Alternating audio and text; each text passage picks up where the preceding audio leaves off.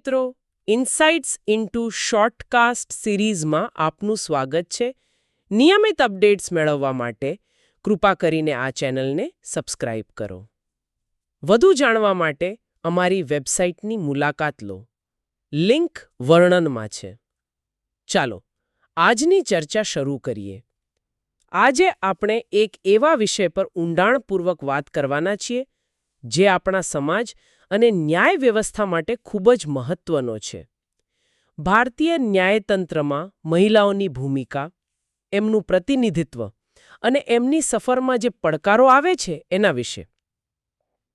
આ ખાલી આંકડાઓની વાત નથી, પણ સમાનતા અને ન્યાયના જે મૂળભૂત સિદ્ધાંતો છે ને એની સાથે જોડાયેલો મુદ્દો છે. બિલકુલ સાચી વાત છે. ન્યાયતંત્ર ત્યારે જ એમ કે સાચા અર્થમાં સમાજનું પ્રતિબિંબ પાડી શકે જ્યારે એમાં સમાજના દરેક વર્ગની ભાગીદારી હોય, અને ખાસ કરીને મહિલાઓની સક્રિય અને સાર્થક ભાગીદારી હોય. એમની હાજરી ખાલી સંખ્યા વધારવા માટે નથી હોતી, પણ એ ન્યાયિક પ્રક્રિયાને વધુ સંવેદનશીલ, વધુ સમાવેશી અને પરિપૂર્ણ બનાવવા માટે અનિવાર્ય છે. તો ચાલો શરૂઆત કરીએ વર્તમાન પરિસ્થિતિથી. અત્યારે ભારતીય ન્યાયતંત્રમાં એટલે સુપ્રીમ કોર્ટથી લઈને જિલ્લા અદાલતો સુધી મહિલા ન્યાયાધીશોનું પ્રમાણ ખરેખર કેટલું છે, અને શું આ આંકડા સંતોષજનક કહી શકાય? જો વાસ્તવિકતા એ છે કે પ્રતિનિધિત્વ હજુ પણ, સાચું કહું તો, ચિંતાજનક રીતે ઓછું છે. સુપ્રીમ કોર્ટની વાત કરીએ ને તો આઝાદીના આટલા વર્ષો પછી પણ ખરેખર આંગળીના વેડે ગણી શકાય એટલી જ મહિલાઓ ન્યાયાધીશ પદે પહોંચી છે. ઓહો. અને ઉચ્ચ ન્યાયાલયોમાં પણ સ્થિતિ બહુ સારી નથી. ત્યાં આશરે 11થી 12% જ મહિલા ન્યાયાધીશો છે. એટલે કે લગભગ 90% પુરુષો. અને નીચલી અદાલતોમાં ત્યાં શું સ્થિતિ છે? ત્યાં કોઈ આશા રાખવા જેવું છે? હા, જિલ્લા કક્ષાએ આંકડો ચોક્કસપણે વધુ સારો છે. લગભગ ત્રીજા ભાગની આસપાસ, એટલે કે 33-35% કહી શકાય એટલી મહિલા ન્યાયાધીશો છે. પણ અહીં પણ એક પડકાર છે એમના માટે ઉચ્ચ ન્યાયાલય સુધી પહોંચવાના માર્ગમાં. મતલબ કે પ્રમોશનમાં ઘણા અવરોધો જોવા મળે છે. એટલે નીચલા સ્તરે સંખ્યા ભલે વધુ હોય, પણ ઉપર જતા એ પ્રમાણ એકદમ ઘટી જાય છે. પણ આટલા વર્ષો પછી પણ આવી સ્થિતિ કેમ? શું શરૂઆતથી જ મહિલાઓ માટે આ ક્ષેત્રમાં આવવું એટલું મુશ્કેલ રહ્યું છે? હા, શરૂઆત તો ખૂબ જ ધીમી હતી. ભારતના ઇતિહાસમાં જે પ્રથમ મહિલા સુપ્રીમ કોર્ટ જજ હતા, જસ્ટિસ ફાતિમા બીવી, એ છેક 1989માં નિમાયા હતા. 1989માં? હા, ત્યારથી પ્રગતિ થઈ છે એ વાત સાચી, પણ એની ગતિ ઘણી ધીમી રહી છે. જો કે તાજેતરમાં એક મહત્વપૂર્ણ અને આશાસ્પદ ઘટના બની જ્યારે જસ્ટિસ હિમા કોહલી સહિત 3 મહિલા ન્યાયાધીશો એક સાથે સુપ્રીમ કોર્ટમાં શપથ લીધા. હા, એ મેં પણ નોટિસ કર્યું હતું. આવું ઇતિહાસમાં પહેલીવાર બન્યું. આ દર્શાવે છે કે પરિવર્તન શક્ય છે, બરાબર, પણ હજુ લાંબી મજલ કાપવાની બાકી છે. આ આંકડા ખરેખર વિચારવા જેવા છે.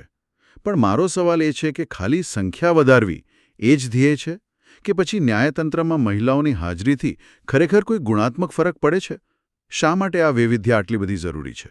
ખૂબ જ સારો પ્રશ્ન પૂછ્યો. આ માત્ર સાંકેતિક પ્રતિનિધિત્વની વાત નથી. એના ઘણા નક્કર ફાયદા છે.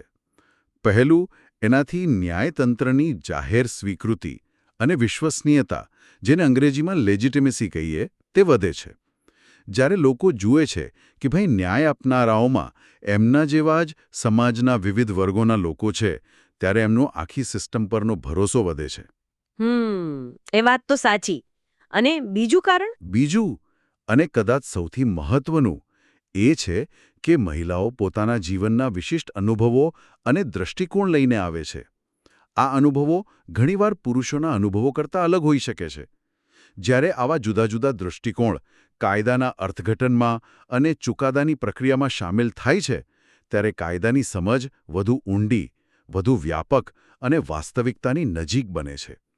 તે ન્યાયને વધુ સંતુલિત અને એમ કહીએ કે સર્વગ્રાહી બનાવે છે. આ દૃષ્ટિકોણની વાત મને રસપ્રદ લાગી.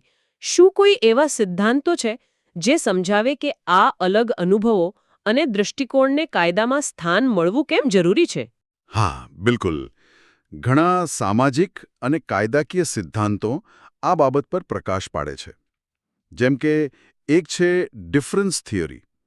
એ કહે છે કે સ્ત્રી અને પુરુષના સામાજિકીકરણ અને જીવનના અનુભવો જુદા હોય છે અને કાયદાએ આ તફાવતોને ઓળખીને એને મહત્વ આપવું જોઈએ, એને નકારવાને બદલે. બીજી બાજુ ઇક્વાલિટી થિયરી છે, જે લિંગભેદ વિના સમાન તકો અને સમાન વ્યવહાર પર ભાર મૂકે છે, જેથી કોઈ પણ જૂથ પાછળ ન રહી જાય. અને પેલી ફેમિનિસ્ટ લીગલ થિયરી આમાં ક્યાં ફિટ થાય છે?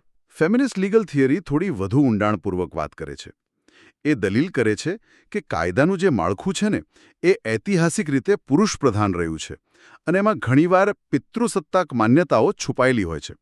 આ થિયરી આવા પૂર્વપ્રહોને ઉજાગર કરીને કાયદાને વધુ લૈંગિક સમાનતાવાળો બનાવવાની હિમાયત કરે છે. આ ઉપરાંત ઇન્ટરસેક્શનાલિટીનો સિદ્ધાંત પણ મહત્વનો છે.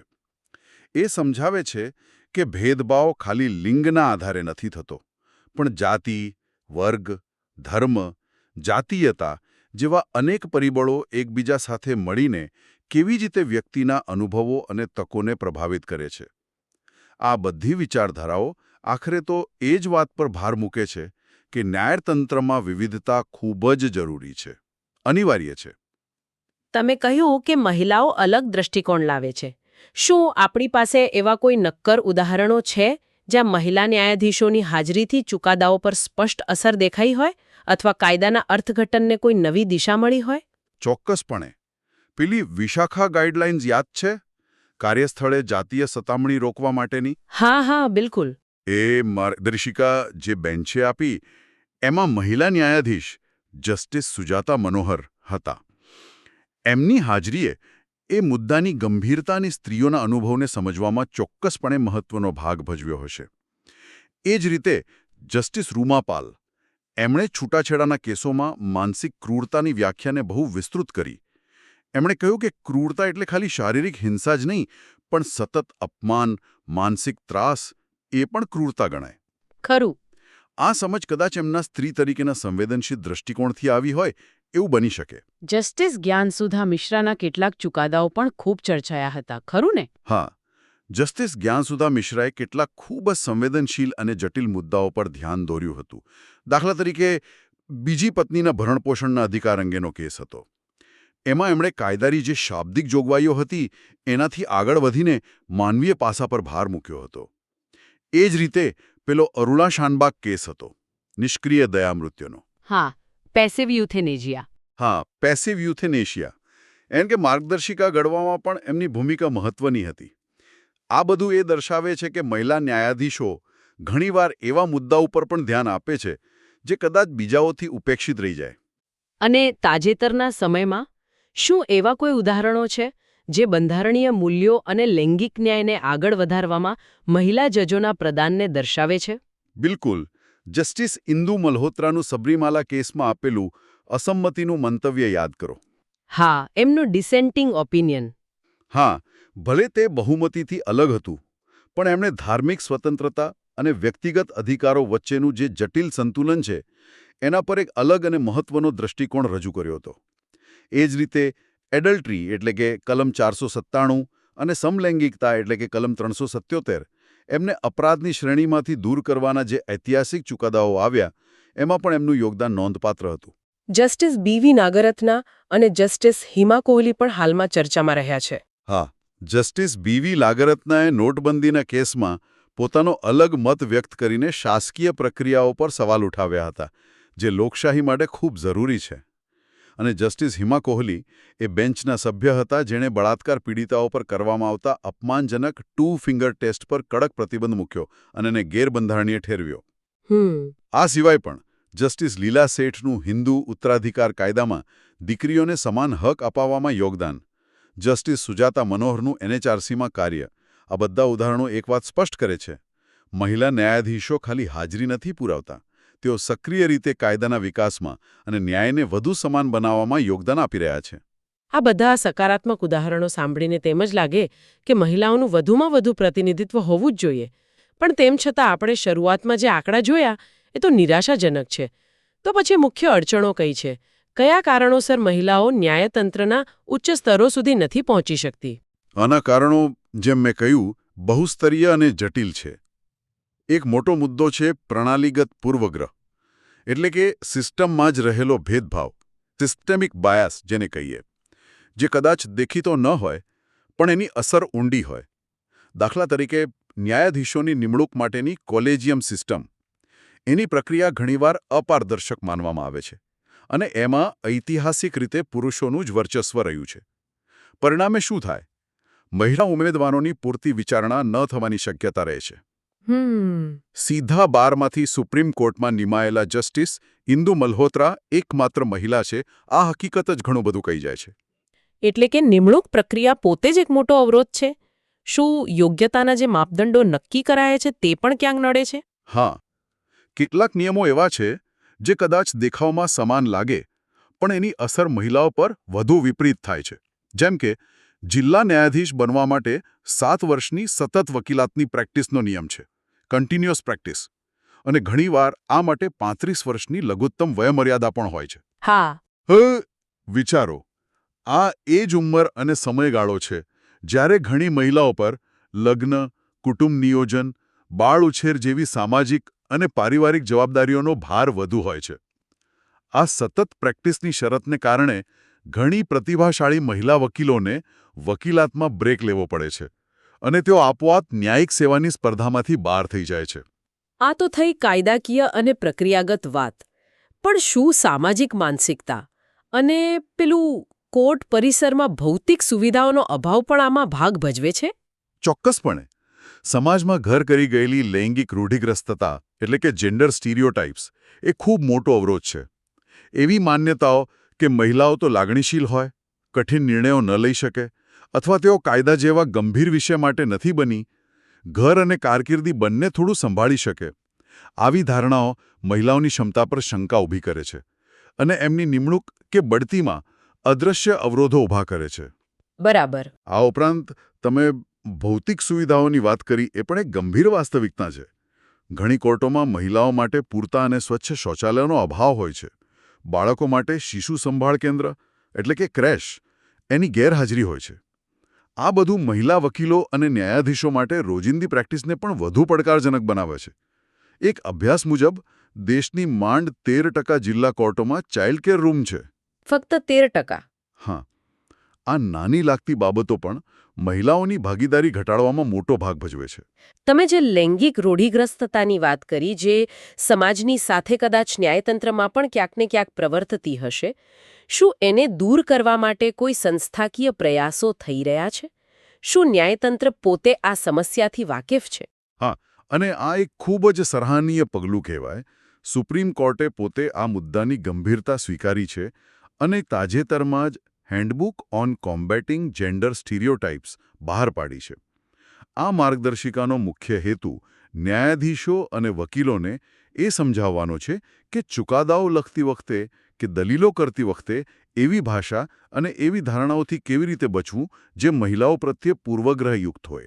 એ ખરેખર રસપ્રદ છે. આ હેન્ડબુકમાં કેવા પ્રકારના સૂચનો છે? કોઈ ઉદાહરણ આપી શકો? એમાં ઘણા વ્યવહારુ સૂચનો છે, જેમ કે વફાદાર પત્ની, પતિવ્રતા, સરળ સદ્ગુણની સ્ત્રી, વુમન ઓફ ઇઝી વર્ચ્યુ, છીણાળ, રાખેલ જેવા શબ્દોનો ઉપયોગ ટાળવાનું કહેવાયું છે. કારણ કે આ શબ્દો મહિલાઓના ચારિત્ર્યનું અપમાનજનક લેબલિંગ કરે છે. એના બદલે પત્ની, સ્ત્રી, મહિલા જેવા તટસ્થ અને સન્માનજનક શબ્દો વાપરવા જોઈએ. એ જ રીતે જાતીય હિંસાના કેસોમાં પીડિતાએ કેવા કપડાં પહેર્યા હતા, તે રાત્રે બહાર કેમ હતી, તેનો ભૂતકાળ કેવો હતો, તેણે ફરિયાદ મોડી કેમ કરી, આ બધી બાબતોને ઘટનાની સત્યતા ચકાસવા માટે અપ્રસ્તુત ગણવાનું કહેવાયું છે. બરાબર. હેન્ડબુક સમજાવે છે કે આઘાત એટલે કે ટ્રોમાનો પ્રતિભાવ દરેક વ્યક્તિ માટે અલગ હોય છે. કોઈ પીડિતા રડે નહીં કે તરત ફરિયાદ ન કરે એનો અર્થ એ નથી કે ઘટના બની જ નથી. આ પ્રકારની સમજણ ન્યાયિક પ્રક્રિયાને વધુ સંવેદનશીલ બનાવે છે. આ બધી ચર્ચા મુખ્યત્વે સ્ત્રી-પુરુષના દ્વિભાજન પર કેન્દ્રિત રહી, પણ શું આપણે લૈંગિકતાના વ્યાપક સ્પેક્ટ્રમને પણ ધ્યાનમાં લેવું જોઈએ? મારો મતલબ છે, LGBTQ+ સમુદાયના લોકો માટે ભારતીય ન્યાયતંત્રમાં શું સ્થિતિ છે? શું તેમની હાજરી કે પ્રતિનિધિત્વ અંગે પણ કોઈ ચર્ચા છે? આ અત્યંત મહત્વનો મુદ્દો છે અને એને અવગણી શકાય નહીં. છેલ્લા કેટલાક વર્ષોમાં ભારતીય ન્યાયતંત્રએ આ દિશામાં મહત્વના કદમ ઉઠાવ્યા છે એ વાત સાચી. 2014નો પેલો નાલસા વિરુદ્ધ યુનિયન ઓફ ઇન્ડિયા ચુકાદો, જેને ટ્રાન્સજેન્ડર વ્યક્તિઓને ત્રીજી જાતિ તરીકે કાનૂની માન્યતા આપી અને શિક્ષણ નોકરીમાં અનામતની ભલામણ કરી. હા, નાલસા જજમેન્ટ. અને 2018નો નવતેજસિંહ જોહર કેસ, જેને સમલૈંગિક સંબંધોને અપરાધ મુક્ત કર્યા. આ બંને ઐતિહાસિક ચુકાદાઓ છે જેને LGBTQ+ સમુદાયના અધિકારોને માન્યતા આપી. આ કાનૂની માન્યતા મળી એ તો બહુ મોટી વાત છે. પણ શું એનાથી ન્યાયતંત્રની અંદર એમના પ્રતિનિધિત્વમાં કોઈ ફરક પડ્યો છે? અહીં વાસ્તવિકતા થોડી નિરાશાજનક છે. કાનૂની અધિકારો મળ્યા હોવા છતાં ઉચ્ચ ન્યાયતંત્રમાં એટલે કે સુપ્રીમ કોર્ટ કે હાઈકોર્ટમાં હજુ સુધી એક પણ ટ્રાન્સજેન્ડર વ્યક્તિની ન્યાયાધીશ તરીકે નિમણૂક થઈ નથી. જાણકારી મુજબ આખા ભારતમાં માત્ર 3 જ એવા ન્યાયાધીશો છે જે ખુલ્લેઆમ LGBTQ+ સમુદાયમાંથી આવે છે: જોઈતા મોન્ડલ, વિદ્યા કામલે અને સ્વાતિ બિધાન બરુઆ. અને તેઓ પણ નીચલી અદાલતોમાં કાર્યરત છે. ફક્ત 3 જ? આખા દેશમાં? હા, આ દર્શાવે છે કે કાયદાકીય સ્વીકૃતિ અને વાસ્તવિક સમાવેશિતા વચ્ચે હજુ ઘણું અંતર છે. શું નિમણૂક પ્રક્રિયામાં પણ આ સમુદાયના લોકો માટે કોઈ ચોક્કસ અવરોધો સામે આવ્યા છે? હા, એનું એક જાણીતું ઉદાહરણ સિનિયર એડવોકેટ સૌરભ કૃપાલનું છે. તેઓ ખુલ્લેઆમ ગે છે. સુપ્રીમ કોર્ટ કોલેજિયમે એમની દિલ્હી હાઈકોર્ટના જજ તરીકે નિમણૂક માટે ભલામણ કરી હતી, પરંતુ કેન્દ્ર સરકારે એમની જાતીય અભિમુખતાના કારણે વાંધો ઉઠાવ્યો હોવાના અહેવાલો છે. આ ઘટના દર્શાવે છે કે કાયદાકીય ફેરફારો છતાં સામાજિક અને સંસ્થાકીય સ્તરે પૂર્વગ્રહો હજુ પણ પ્રવર્તે છે અને તે સમાવેશિતાના માર્ગમાં અવરોધરૂપ બને છે. તો આ બધા પડકારો, ઓછું પ્રતિનિધિત્વ, પ્રણાલીગત પૂર્વગ્રહ, સામાજિક માનસિકતા, માળખાકીય અભાવ, આ બધાનો સામનો કેવી રીતે કરી શકાય? ભારતીય ન્યાયતંત્રને વધુ પ્રતિનિધિત્વાત્મક અને સમાવેશી બનાવવા માટે આગળનો રસ્તો શું હોઈ શકે? ઘણા સ્તરે પ્રયાસો કરવાની જરૂર છે. એક સૂચન ઉચ્ચ ન્યાયતંત્રમાં મહિલાઓ માટે ક્ષિતિજ અનામતનું છે, જેને હોરિઝોન્ટલ રિઝર્વેશન કહેવાય. એટલે કે હાલની જે અનામત કેટેગરી છે, જેમ કે SC, ST, OBC, એની અંદર જ મહિલાઓ માટે અમુક ટકા બેઠકો અનામત રાખવી. એનાથી એકંદરે અનામત 50%થી વધે પણ નહીં. જોકે આ સૂચન પર મતભેદ છે. કેટલાક માને છે કે એનાથી કદાચ યોગ્યતા સાથે સમાધાન થઈ શકે, પણ એના પર ગંભીર વિચારણા જરૂરી છે. અનામત સિવાય બીજા કયા ઉપાયો વિચારી શકાય? નિમણૂક પ્રક્રિયામાં સુધારાની વાત તમે કરી હતી. હા, નિમણૂક પ્રક્રિયામાં પારદર્શિતા લાવવી એ અત્યંત જરૂરી છે. કોલેજિયમ કયા માપદંડોના આધારે પસંદગી કરે છે એ વધુ સ્પષ્ટ થવું જોઈએ. શક્ય હોય તો શોર્ટલિસ્ટ થયેલા ઉમેદવારોની યાદી અને પસંદગીના કારણો જાહેર કરવાથી પ્રક્રિયામાં લોકોનો વિશ્વાસ વધશે. સાથે જ કોલેજિયમમાં જ વધુ મહિલા ન્યાયાધીશોનો સમાવેશ કરવો જોઈએ, જેથી નિર્ણય પ્રક્રિયા વધુ સંતુલિત બને. અને પેલું કાર્યસ્થળના વાતાવરણ અને સંવેદનશીલતા માટે શું કરી શકાય?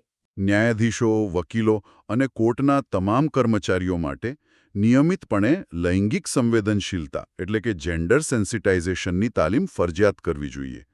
પેલી હેન્ડબુક આ દિશામાં એક સારું પગલું છે, પણ એને અમલમાં મૂકવા માટે સતત તાલીમ અને જાગૃતિ જરૂરી છે. શૌચાલય જેવી પાયાની સુવિધાઓ ઊભી કરવી એ તો પ્રાથમિકતા હોવી જોઈએ. કાર્યજીવન સંતુલન એટલે કે વર્ક લાઇફ બેલેન્સ, એને પ્રોત્સાહન આપતી નીતિઓ જેમ કે લવચીક કામના કલાકો જ્યાં શક્ય હોય કે પિતૃત્વ રજા, પેટર્નિટી લીવને વધુ પ્રોત્સાહન આપવું એ પણ મદદરૂપ થઈ શકે છે. આ ઉપરાંત સિનિયર મહિલા ન્યાયાધીશો અને વકીલો દ્વારા યુવાન મહિલા વકીલો માટે મેન્ટરશિપ પ્રોગ્રામ શરૂ કરવાથી એમને માર્ગદર્શન અને પ્રોત્સાહન મળી શકે છે. એક બીજો વિચાર જે ચર્ચાઈ રહ્યો છે તે છે અખિલ ભારતીય ન્યાયિક સેવા AIJS જેવી કેન્દ્રીયકૃત ભરતી પ્રણાલીનો. હા, ઓલ ઇન્ડિયા જ્યુડિશિયલ સર્વિસ. હા, જેમ UPSC દ્વારા IAS IPSની ભરતી થાય છે, તેમ જજોની ભરતી માટે પણ રાષ્ટ્રીય સ્તરની પરીક્ષા. જો કે આના પર રાજ્યો અને કેન્દ્ર વચ્ચે મતભેદ છે, પણ જો યોગ્ય રીતે લાગુ કરાય તો તે ભરતી પ્રક્રિયાને વધુ નિયમિત, પારદર્શક અને કદાચ ઓછા પૂર્વગ્રહયુક્ત બનાવી શકે છે. આ બધી ચર્ચા ખરેખર ખૂબ જ ઊંડાણપૂર્વક અને માહિતીપ્રદ રહી. હવે અંતમાં એ વાત કરીએ કે આ સમગ્ર વિષય સ્પર્ધાત્મક પરીક્ષાઓ ખાસ કરીને જીપીએસસી અને યુપીએસસીની તૈયારી કરતા ઉમેદવારો માટે કઈ રીતે ઉપયોગી થઈ શકે? ચોક્કસ. આ વિષય સ્પર્ધાત્મક પરીક્ષાઓ માટે અત્યંત મહત્વનો છે. તે અનેક વિષયો સાથે સીધો જોડાયેલો છે. પહેલું તો ભારતીય રાજનીતિ અને બંધારણ. એમાં સમાનતાના અધિકારો એટલે કે અનુચ્છેદ 14, 15, 16, જીવન અને સ્વતંત્રતાનો અધિકાર અનુચ્છેદ 21, પછી ન્યાયતંત્રની રચના, એની સ્વતંત્રતા, નિમણૂક પ્રક્રિયા ખાસ કરીને અનુચ્છેદ 124, 217, 233 થી 235, કોલેજિયમ સિસ્ટમ, એઆઈજેએસનો વિચાર, અનુચ્છેદ 312, આ બધું જ. હા, આ બધું સિલેબસમાં છે. પછી સામાજિક ન્યાય, એમાં મહિલા સશક્તિકરણ, લૈંગિક સમાનતા, સમાજના નબળા વર્ગો જેમ કે મહિલાઓ, એલજીબીટી+ સમુદાય, એમના મુદ્દાઓ, પેલી અનામત નીતિની ચર્ચા, હોરિઝોન્ટલ રિઝર્વેશન, વર્તમાન પ્રવાહો અને કાયદો, સુપ્રીમ કોર્ટના તાજેતરના અને ઐતિહાસિક ચુકાદાઓ જે આપણે ચર્ચા વિશાખા, એનએલસા, નવતેજસિંહ જોહર, જોસેફ શાઇન, સબરીમાલા, નોટબંધી કેસમાં અસંમતિ, ટુ ફિંગર ટેસ્ટ પ્રતિબંધ, પેલી જેન્ડર સ્ટીરિયોટાઇપ હેન્ડબુક, એલજીબીટી+ અધિકારો, ટ્રાન્સજેન્ડર કાયદો, આ બધું કરંટ અફેર્સ માટે મહત્વનું છે. અને નિબંધ માટે પણ ઉપયોગી થઈ શકે, ખરું ને? બિલકુલ. નિબંધમાં લૈંગિક સમાનતા, ન્યાયિક સુધારા, સમાવેશી વિકાસ, બંધારણીય નૈતિકતા જેવા વિષયો પર પૂછાઈ શકે છે. મુખ્ય પરીક્ષામાં ન્યાયતંત્રમાં મહિલાઓના ઓછા પ્રતિનિધિત્વના કારણો, અસરો અને ઉકેલો અથવા ન્યાયિક સમાવેશિતાના મહત્વ પર સીધા પ્રશ્નો આવી શકે છે. અને ઇન્ટરવ્યૂમાં પણ આ મુદ્દે ઉમેદવારના વિચારો પૂછવામાં આવી શકે છે. એટલે આ વિષયની ઊંડાણપૂર્વકની સમજ અત્યંત ઉપયોગી છે. તમે મુદ્દાઓને બહુ સરસ રીતે સાંકળી લીધા. આટલી વિસ્તૃત ચર્ચા પછી શું કોઈ એક અંતિમ વિચાર છે જે આપણા શ્રોતાઓ માટે છોડી જવા માંગો છો? કંઈક વિચારવા જેવું? આપણે જોયું કે ન્યાયતંત્રમાં વિવિધતા અને પ્રતિનિધિત્વ કેટલું જરૂરી છે અને એને વધારવા માટે કયા પ્રયાસો થઈ રહ્યા છે. આપણે એ પણ જોયું કે ટેકનોલોજી જેમ કે ઈ-કોર્ટ્સ, એઆઈ આધારિત અનુવાદ વગેરે ન્યાયિક કાર્યક્ષમતા વધારવામાં મદદરૂપ થઈ રહી છે. પણ અહીં એક વધુ ગહન પ્રશ્ન વિચારવા જેવો છે. શું આપણે ટેકનોલોજીનો ઉપયોગ ખાલી કેસોના ઝડપી નિકાલ માટે જ કરીશું? કે પછી શું આર્ટિફિશિયલ ઇન્ટેલિજન્સ જેવી ટેકનોલોજી આપણને ન્યાયાધીશોની નિમણૂક પ્રક્રિયામાં કે ચુકાદા લખતી વખતે અજાણતા જ આવી જતા અજાગૃત પૂર્વગ્રહો એટલે કે ઇમ્પ્લિસિટ બાયસિલ ને ઓળખવામાં અને કદાચ એને ઘટાડવામાં મદદ કરી શકે છે? શું ટેકનોલોજી ભવિષ્યમાં વધુ વાસ્તવિક રીતે નિષ્પક્ષ અને સમાન ન્યાયતંત્રના નિર્માણમાં સક્રિય ભાગીદાર બની શકે છે? આ એક એવો સવાલ છે જેના પર ભવિષ્યમાં ઘણું મંથન અને સંશોધન થવું જોઈએ એમ મને લાગે છે. ખૂબ જ વિચાર પ્રેરક મુદ્દો. ચોક્કસપણે આના પર વધુ ચિંતન થવું જોઈએ. ટેકનોલોજી અને ન્યાય, રસપ્રદ સંયોજન. તો મિત્રો, આ હતી આજની ચર્ચા. જો તમને નિયમિતપણે અપડેટ થવું હોય તો કૃપા કરીને અમને સબસ્ક્રાઇબ કરો.